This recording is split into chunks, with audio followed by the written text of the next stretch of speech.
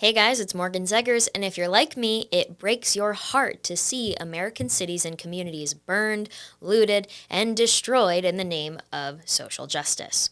If you agree with me, then you're going to just love the news I have for you today. In New York City, where thousands rioted, destroyed, and looted their own communities, it turns out hundreds and hundreds of the dangerous criminals actually had their charges dropped. Why? According to sources in the DA's office, it's partly because the system is overwhelmed. So let me get this straight. Remember 2020 when our authoritarian government decided to force us to stay in our homes and close down our businesses, but let big box stores like Walmart stay open? And remember what they did when small business owners tried to open to be able to just put food on their tables? They arrested them, fined them hundreds of thousands of dollars, and even sent child protective services after some business owners that were courageous enough to open a couple weeks early. As if that didn't make the pandemic hard enough and challenging enough for our country, our great leaders decided that it was okay for people to go out and gather in large crowds during the pandemic, as long as people were protesting in the name of leftist social justice.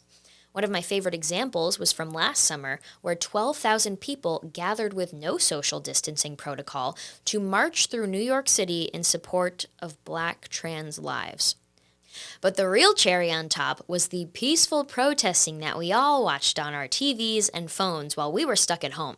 Thousands of radical leftists and thugs around the country burned entire communities to the ground and looted small businesses that were already struggling.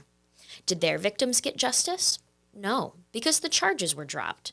Besides the fact that that's so infuriating, here's why this is so important. First of all, it sets a dangerous precedent because now the left knows they can commit crimes and terrorize and destroy communities, and they won't be punished.